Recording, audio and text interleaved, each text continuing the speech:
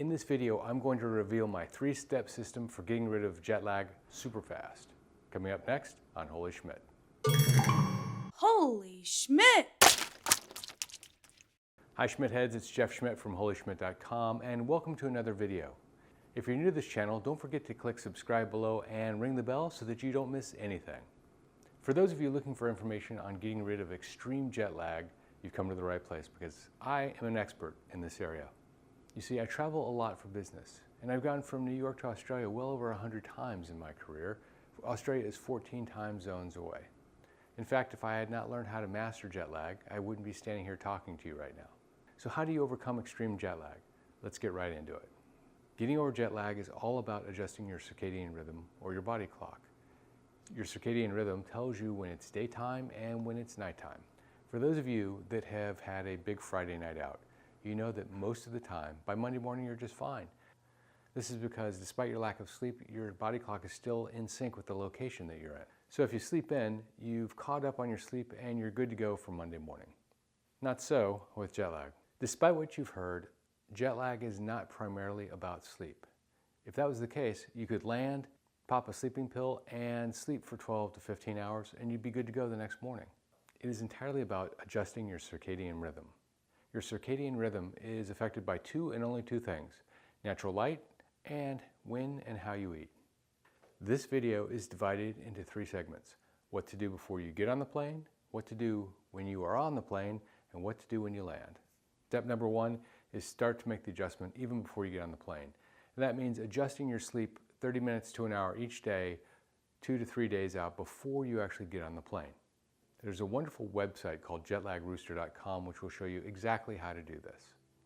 The next thing we're going to talk about is what you should do on the plane. Now this is critical. The first thing you want to do is adjust the minute you sit down in your seat.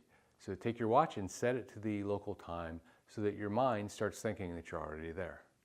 Stay up until the bedtime of your destination, even if you have to force yourself by getting up, walking around, drinking lots of water, and watching movies.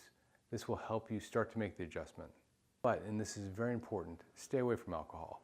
Alcohol will knock you right out, but you'll wake up a couple of hours later feeling groggy, maybe even a little bit hungover, and that's not great for your body. And get the best possible seat on the plane. Something either in the bulkhead or in the exit row, and I would recommend that you sit next to the window so that the person next to you doesn't get up and wake you up when they have to go to the bathroom. Try to land a day or two early if you can. That way you can execute step number 3, which is what to do when you get to your destination. If you land during the day and you're tired, don't go to sleep. Drop your luggage off at the hotel and head out into the sun. This is the most important step to adjusting your body clock. The sun is the primary regulator of your body clock.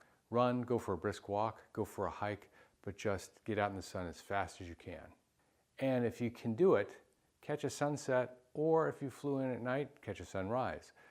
Again, this is because your body needs to know what time it is, not by what's on your wrist, but what's inside.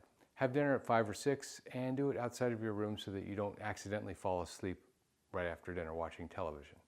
Stay up till 7 or 8, and 9 o'clock's even better. Now everything I just told you works during the day, but what happens if you land at night? Well, you need to go right to sleep.